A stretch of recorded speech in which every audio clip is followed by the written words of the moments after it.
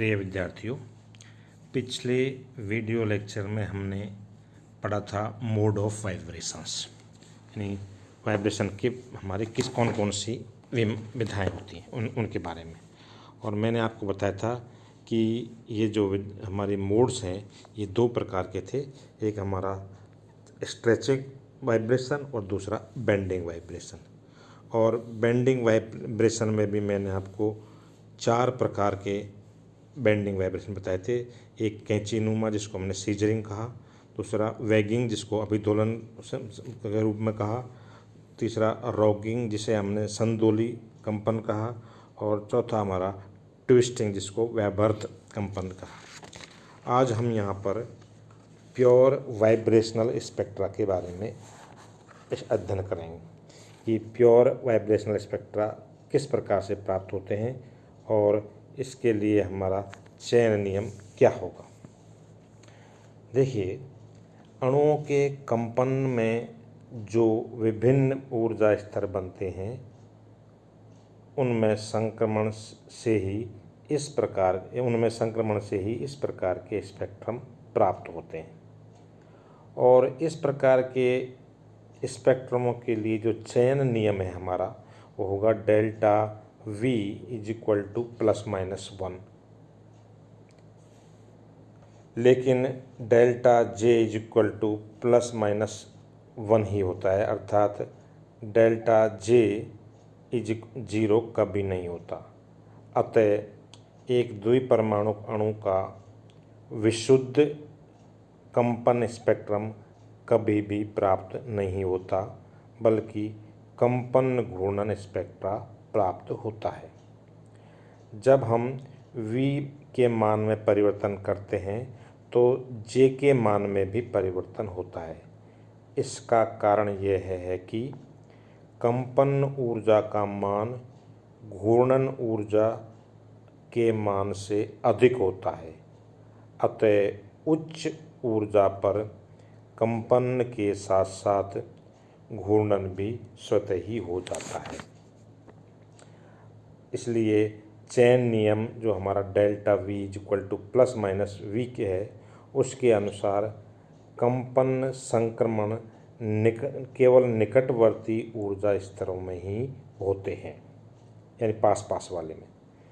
Pure vibrational spectrum केवल द्रवों से प्राप्त हो सकता है, जहाँ पर विभिन्न अणुओं की अन्योन्य क्रिया सामान्यतया घूर्णन का उत्तेजन नहीं कर सकती।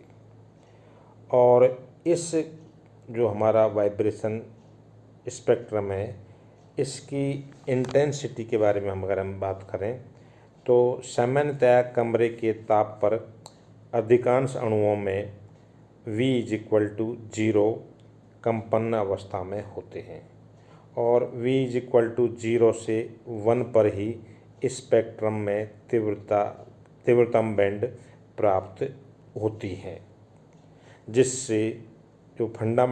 जिसको हम फंडामेंटल या मूल बैंड भी कहते हैं। इसके बाद यदि मैं कहूँ कि 0 से अगर 2 में हमारा वाइब्रेशन होता है तो इससे जो बैंड बनेगी वो हमारा प्रथम ओवरटोन या प्रथम अधिस्वरक कहलाएगी, और जो कि मूल बैंड से काफ़ी कम तीव्रता की या मैं कह दूँ दुर्बल बैंड होती है। जैसे जैसे V के मान में को हम परिवर्तन करेंगे, अर्थात V के मान को बढ़ाते जाते हैं, आगे के बैंडों की तीव्रता भी कम होती हुई चली जाती है। और इस तीव्रता को हम जो हमारी रेट कांस्टेंट है या फोर्स कांस्टेंट है उसके आधार पर भी हम ज्ञात कर सकते हैं।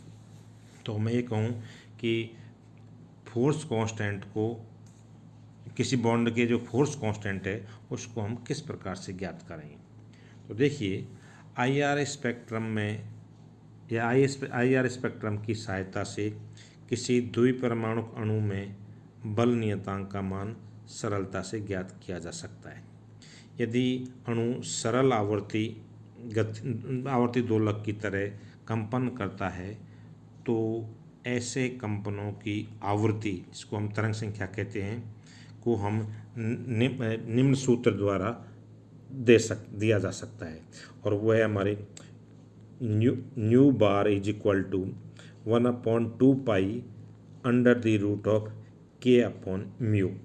और इसको मैं कह सकता हूँ कि के इज इक्वल टू, क्योंकि हम फोर्स कांस्टेंट निकाल रहे हैं, तो K is equal to 4 pi square new bar square C square mu, जहाँ पर जो सी है वो प्रकाश का वेग है, जिसकी वैल्यू होती है 3 × 10⁻⁻10 सेंटीमीटर पर सेकेंड। के बल नियतांक है। एम हमारा समानीत द्रव्यमान है, जिसका मान होता है mu is equal to m1 m2 divided by m1 plus m2, जहाँ पर m1 और m2 दो परमाणु m1 और m जो परमाणु है हमारे ए और बी, जिसको हमने लिया था, उसकी द्रव्यमान या संहति है।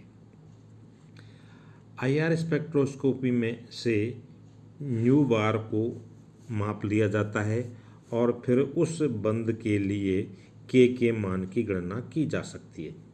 नीचे सारणी में कुछ ऐसे द्विपरमाणु अणुओं के बल नियतांक या बल स्थिरांक और ऊर्जाएं दी गई हैं जो अवरक्त क्षेत्र में अवशोषण करते हैं।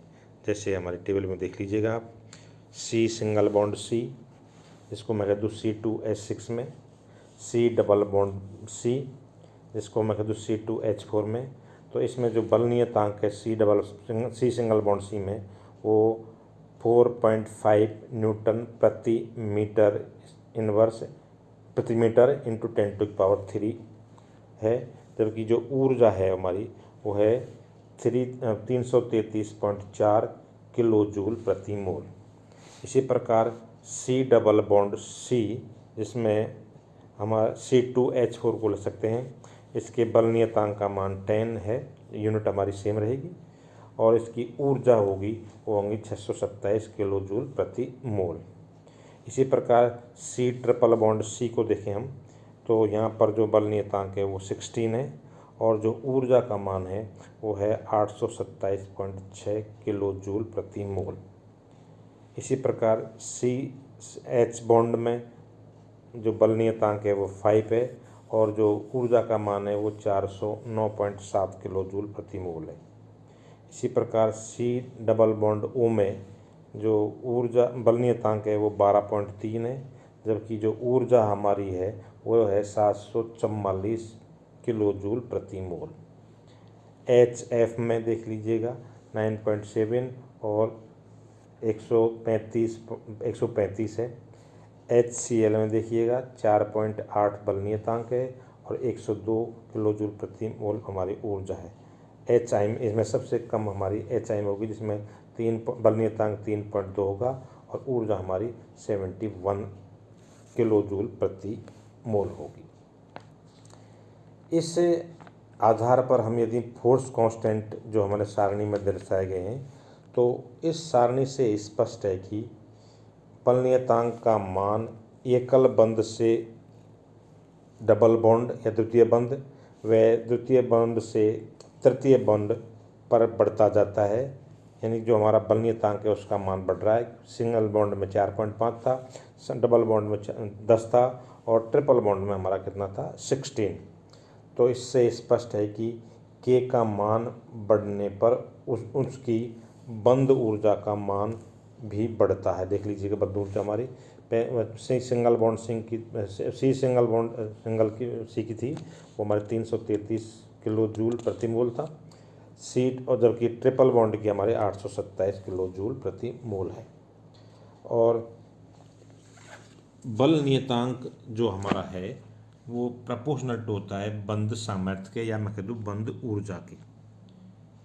तो C सिंगल बॉन्ड C और जो हमारी टेबल में दे रखा है, इनकी जो बंध ऊर्जा हैं वो 333, 627, 827 इस प्रकार से हैं, और बल नियतांक के मान हमारे इस प्रकार से बढ़ते हुए चले जाते हैं। तो इससे हमारा ये स्पष्ट है कि जैसे जैसे हमारा बल नियतांक का मान बढ़ेगा, ऊर्जा का मान भी बढ़ता